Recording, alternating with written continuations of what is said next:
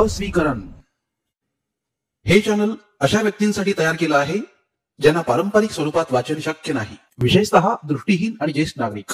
साहित्याचा प्रसार आणि त्याच्या समृद्ध वारशाचे संवर्धन करण्याचा आमचा उद्देश आहे. ही सामग्री पूर्णपणे समाजाच्या भल्यासाठी सादर केली आहे. मूळ लेखकांना योग्य श्रेय देण्यात आले आहे.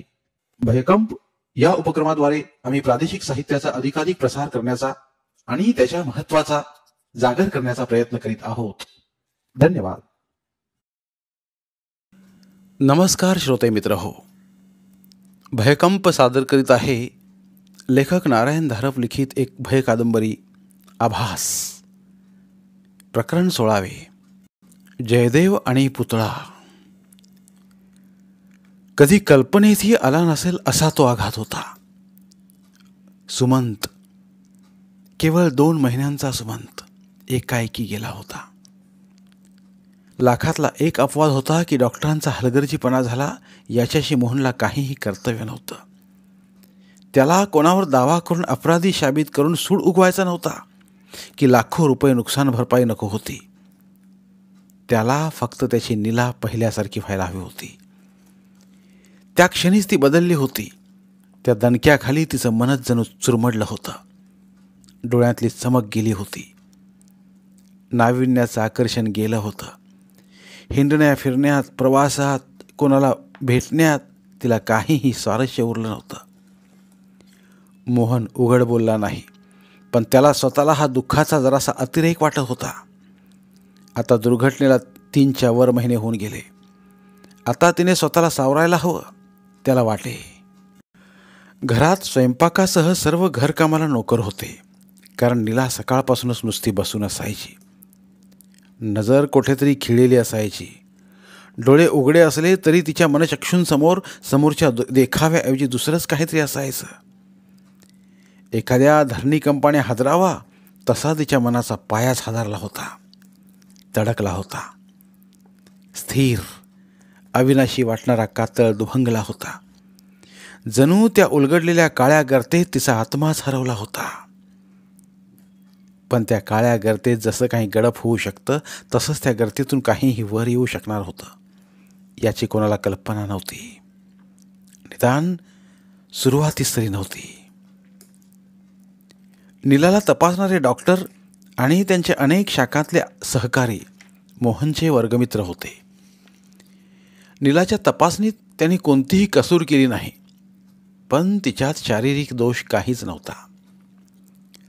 आसपासच्या परिसरात बदल झाला आणि काही काळ गेला की ते आपोआपच परत ठिकाणावर येईल हाच निष्कर्ष शेवटी त्यांनी काढला.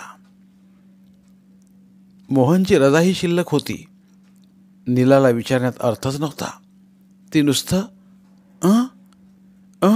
करीत बसली असती. सर्व कार्यक्रम मोहननेच आखला आणि एका सकाळी दोघांच्या बॅगा घेऊन तिचंही सामान त्याने बॅगमध्येच भरलं होतं. मोहन नीलासह घराबाहेर पडला. नारेगाव एस टी मार्गावर होतं. वीज, नळाचं पाणी, हायस्कूल, तंत्रनिकेतन, डांबरी सडका, बियर पार्लर सर्व काही तेथपर्यंत पोचलं होतं. तरी मूळची ग्रामीण चौकट अजून पुरी विस्कटली नव्हती. आठवड्याच्या धान्याचा, भाजीचा, गुरांचा बाजार भरतच होता. आसपासच्या वाड्या वस्त्यावरचे शेतकरी, मळेकरी 2-3 जीपचे अपवाद सोडल्यास बैलगाड्यांतूनच येत होते. बाजारात उसाचं गुऱ्हाळ, हवेतला पाळणा, डोंबाऱ्याचा खेळ, तंबूतला फोटो स्टुडिओ, खेळण्याचे स्टॉल्स, मेवा मिठाई फरसाणाची, चहा, पान, विडीची, भांड्या कुंड्यांची, कपड्यांची, दागिने, तसबिरींची तात्पुरती दुकानं लागतच होती. हातावरून ज्योतिष सांगणारे होते. रानातल्या औषधी विकणारे होते. मोहन लीला नारेगावात आले त्याच्या दुसऱ्याच दिवशी बाजार होता. पंचायतीसमोरच्या मैदानात सकाळपासूनच तंबू आणि स्टॉल्स उभे राहिले होते. पण खरी गर्दी दुपारी 4 नंतर व्हायला लागली. लाऊडस्पीकरवरून कर्कश आवाजात हिंदी फिरकी गाणी वाजायला लागली.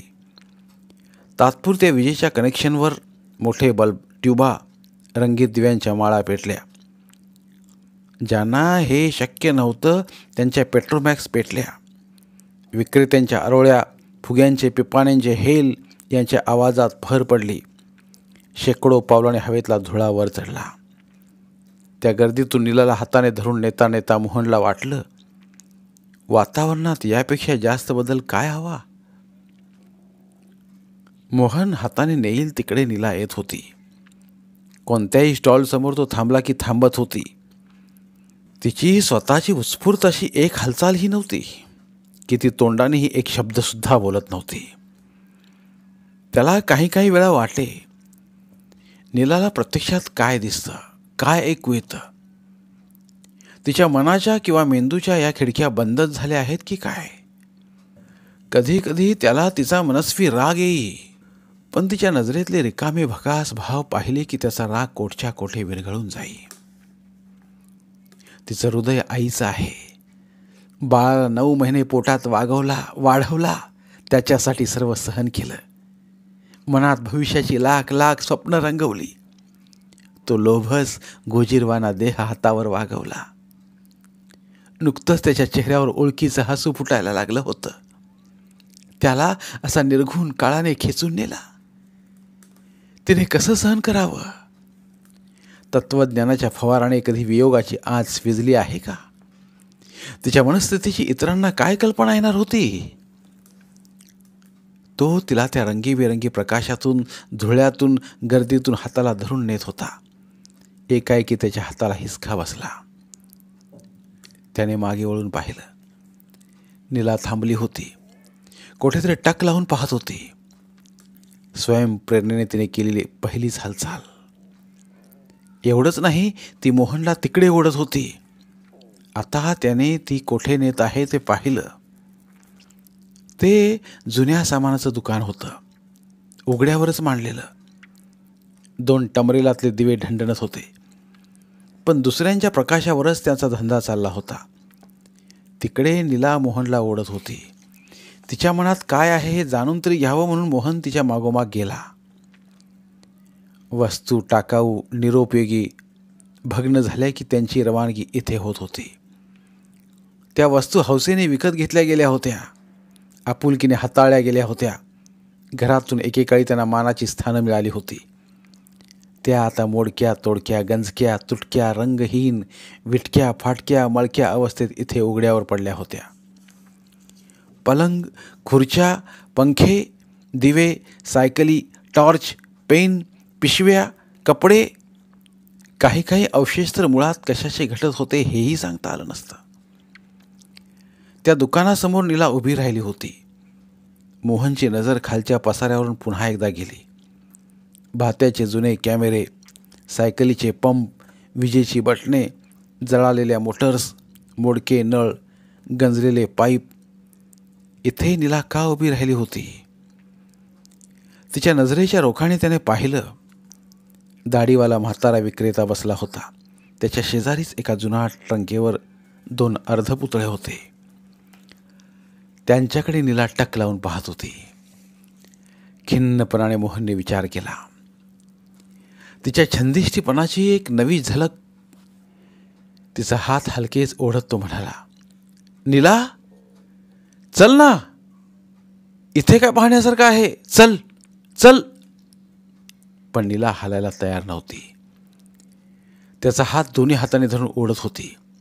तो जात नाही असं पाहिल्यावर तिने एक हात त्या 2 पुतळ्यांकडे गेला आणि कितीतरी दिवसात ती प्रथमच बोलली, मोहन, तो तो तो सुमंत पहा, आपला सुमंत. आधी तिचं बोलणं अनपेक्षित होतं आणि त्यात तिच्या या विलक्षण शब्दांनी तर मोहनच्या अंगावर एकाएकी सरसरून काढला झाला. तिच्या हाताला लहानसा हिसका देत मोहन म्हणाला, नीला, काहीतरीच काय बोलतेस. अगं, विसरलीस का की तू आपला सुमंत. मला काय वेडी समजता का काय तुम्ही. चढ्या आवाजात म्हणाली, मला माहीत आहे आपला सुमंत गेला. तो पुतळा म्हणत होते मी. तो अगदी हुबेहूब त्याच्यासारखाच आहे का नाही. त्याची किंमत विचारा त्याला. क्षणभर मोहनला काय करावं, काय बोलावं हेच सुचेना. तिला काहीतरी सांगायला तो तिच्याकडे वळला तेव्हा तिचा त्याला कावरा बावरा चेहरा, विस्पारलेले डोळे, कानशिलाजवळच्या नाडीची धडधड हे दिसलं. आता तिच्या मनासारखं घेतलं नाही तर काहीतरी अतिप्रसंग होणार ही त्याची खात्री होती. ठीक ठीक आहे, मी पाहतो. कोणता पुतळा म्हणत होतीस? उजवीकडचा? ठीक आहे, तू थांब इथे. सामानाच्या पसाऱ्याला वळसा घालून मोहन विक्रेत्यापाशी गेला. स्टॉलवाल्याचे केस अर्धवट पिकलेले होते. दाढी खूप वाढली होती. अंगात जुना काळा अल्पाकाचा चकचकता कोट होता. डोळ्यांना नव्या फॅशनचा तारेच्या फ्रेमचा गोल काचांचा चष्मा होता. तो खाली घसरला होता. एकेकाळी अशा चेहऱ्याची जवळून घेतलेली फोटो पोर्ट्रेट गाजली होती. या साहेब, तो अदबीने म्हणाला. तो पुतळा दाखवा बरं, मोहन म्हणाला. ज्या सहजपणे विक्रेत्याने तो एका हाताने उचलला त्यावरून तो हलका दिसत होता. मोहनने तो हातात घेऊन नीट निरखून पाहिला. पापी अरमाशेचा किंवा भुशाचा केलेला असावा. चेहऱ्यावरचा रंग झडला होता. मारपुटीने वेड्यावाकड्या हाताळण्याने अवयवांनाही धक्का लागला होता. पुरुषाचा होता की स्त्रीचा होता का मुलाचा होता हे सांगणंही कठीण गेलं असतं. तो पुतळा हातात घेऊन मोहन नीलाकडे आला आणि तिच्यासमोर धरीत म्हणाला. नीला, खरं सांग, यात तुला आपल्या सुमनशी काय साम्य दिसतं बरं? तुम्हाला दिसत नाही त्याला मी काय करू? नीला त्याला अनपेक्षित आवेगात म्हणाली. मी सांगतो ना, मला दिसतंय. मी काही जास्त मागते का? एक जुना पुतळा, तेवढ्यासाठी इतकी खळबळ करता तुम्ही? मोहनला परिचित असलेल्या नीलाच्या सुस्वभावाशी हा आतताईपणा, हा आक्रस्ताळेपणा सर्वस्वी विसंगत होता. त्या 5-6 सेकंदात त्याच्या मनात हजारो विचार येऊन गेले. इतके दिवस गप्प गप्प असलेली नीला बोलकी झाली हा फायदाच नाही का? पण तिला जर अशा ओबडदोबड ठोकळेवजा चेहऱ्यात जर सुमनचा चेहरा दिसत असला तर ती चांगली खून समजायची की अधोगती? एक उसासा सोडून त्याने विचार केला. हा प्रांत त्याच्या डॉक्टरांचा होता. विक्रेत्याशी एक अप्रिय सौदा करून त्याने तो पुतळा विकत घेतला. तो बस्ट मला दाखवायला तरी आणायचास, डॉक्टर अजय पेंडसे म्हणाला. मोहनचा तो सर्वात जुना, सर्वात जवळचा, विश्वासातला मित्र. नीला मला हात लावू देत नाही त्या पुतळ्याला, मोहन वैतागाने म्हणाला. कॉटपाशी ठेवला आहे. तासन तास त्याच्याकडे पाहत बसलेली असते. नीलात काही सुधारणा झाली आहे का? बदल झाला आहे.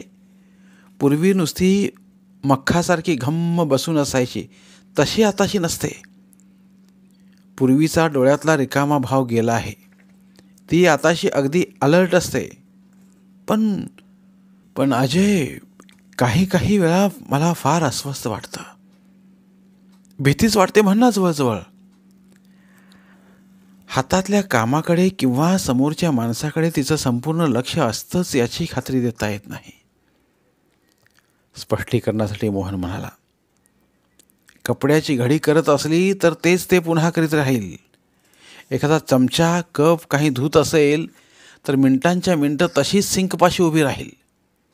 आणि अजय, आम्ही गावाहून आल्यापासून घरात गडी माणूस टिकतच नाही बघ. दोघी तिघींनी कामं सोडली. त्या म्हणतील तो पगाराचा आकडा मान्य करूनही काही बोलत नाहीत, कामं सोडून जातात. पण हे आधी का नाही सांगितलंस? खरं सांगू का, धोक्याच्या गोष्टीकडे दुर्लक्ष, डोळेझाक करण्याचा स्वभाव असतो बघ आपला. मनाची समजूत घालत होतो की त्या दोघीत काहीतरी शब्दाशब्दी होत असेल, किंवा या जरा तरेवाईक बनलेल्या नीलाच्या लहरी त्यांना सांभाळता येत नसतील, किंवा कंटाळा येत असेल. मला अगदी खरं विचारशील तर सर्व कशाला तरी भिवून गेले आहेत असं मला सारखं सारखं वाटत आहे. मोहन, मीच एकदा तुझ्या घरी येतो. आणि आणखी एक, या काम करणाऱ्यांपैकी कोणाचे पत्ते आहेत का तुझ्यापाशी? वाह, छान, तेही शोधून ठेव. मोहनच्या सुट्टीच्या दिवशी अजय आला. नीलाला त्याने आल्या आल्या खरी गोष्ट सांगितली. हवा बदलाचा सल्ला मीच दिला होता, त्याचा काही फायदा झाला का नाही पाहायला आलो आहे. नीला काहीच बोलली नाही. चहा वगैरे झाल्यावर अजय म्हणाला, हा नीला, आता दाखव बरं मला तुझा तो पुतळा. तू म्हणतेस ना सुमंत सारखा दिसतो, चल पाहू बरं. नीला अजयकडे तीक्ष्ण नजरेने पाहत होती. मोहन म्हणतात तो सुमंत सारखा दिसत नाही. तुम्हीही तेच सांगणार आहात का डॉक्टर? पाहू तर आधी चल. नीलाच्या मागोमाग उठत अजय म्हणाला. नीलाने तो पुतळा तिच्या कॉट शेजारी एका बसक्या स्टुलावर ठेवला होता. पुतळ्याचं तोंड कॉटकडे होतं. अजय तो उचलायला पुढे होताच नीलाने हात पुढे केला. काहीतरी मोठ्याने बोलण्यासाठी जोराचा श्वास घेतला, पण काहीच बोलली नाही. अजयने पुतळा खिडकीजवळच्या प्रखर प्रकाशात आणला. मोहनही त्याच्यापाशी उभा राहून तो अर्धपुतळा पाहत होता.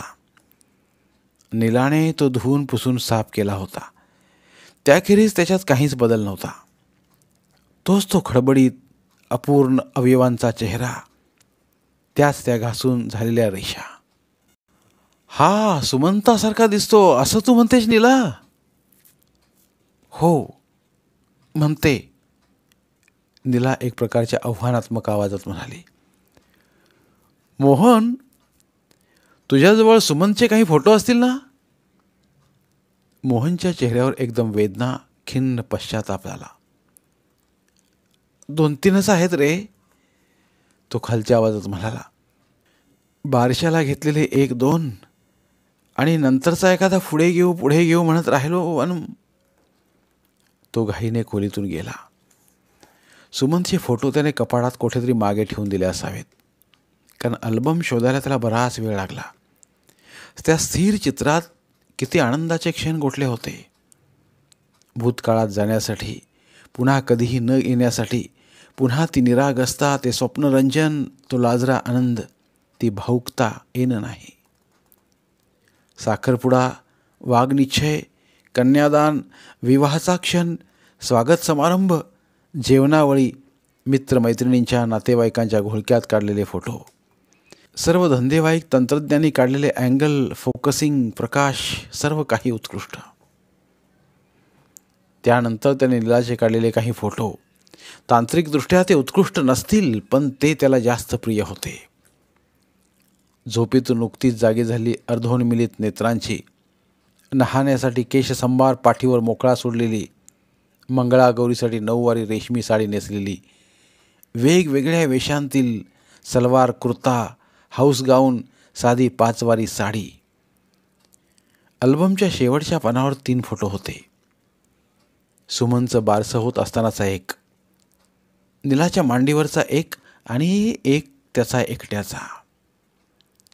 शेवटच्या पानावर अल्बम उघडून अजयकडे करीत मोहन म्हणाला, पहा. पण अजय असा गप्प का होता? काही बोलत का नव्हता? त्याचा चेहरा असा एकाएकी ओढल्यासारखा, चिंताग्रस्त का झाला? मोहनने स्वतःच हातातल्या अल्बममधील फोटोकडे पाहिलं आणि पाहता पाहता त्याचा हात थरथर कापायला लागला. तिन्ही फोटोतील सुमनचे चेहरे असे अस्पष्ट का दिसत होते? त्याने फोटो आणखी प्रकाशात नेले. त्या सर्व लहान चेहऱ्यावरचे अवयव विद्रूप झाले होते. नखांनी, चुकांनी, कसल्या तरी टणक वस्तूंनी नाक, तोंड, डोळे, हनवटी चुरमडल्यासारखी वस्की विकृत दिसत होती. नीलाचा आवाज स्फोटासारखा आला. दिसतो ना पुतळा सुमंतासारखा? आता कोण मूर्ख, तुम्ही का मी? माणसं मूर्ख नसतात नीला, ते अज्ञानी असतात, पुतळा स्टुलावर अलगद ठेवत अजय म्हणाला. मोहन, तो अल्बम मला दे. चल आपण बाहेर बसू. नीला, तू आलीस तरी चालेल, तुझ्यापासून काही लपवायचं नाही आहे आम्हाला. धन्यवाद. उर्वरित कादंबरी पुढील भागात. धन्यवाद. प्रिय श्रोते मित्र हो, आपल्यासाठी एक आवाहन. आमच्या चॅनलच्या प्लेलिस्ट विभागात तुमच्यासाठी शेकडो कादंबऱ्यांचे ऑडिओ बुक्स उपलब्ध आहेत. तिथे प्रत्येक कादंबरीचे सर्व भाग एकत्रित मिळतील. त्यामुळे सध्या सुरू असलेल्या क्रमशः कादंबरीच्या पुढील भागासाठी वाट पाहण्याची गरज नाही. तुमच्या वेळेनुसार तुम्ही संपूर्ण कादंबरी सलगपणे ऐकू शकतात आणि साहित्याचा आस्वाद घेऊ शकता. कृपया आमच्या चॅनलच्या होमपेजवर जाऊन प्लेलिस्ट चेक करा आणि तुमची आवडती कादंबरी निवडा. धन्यवाद.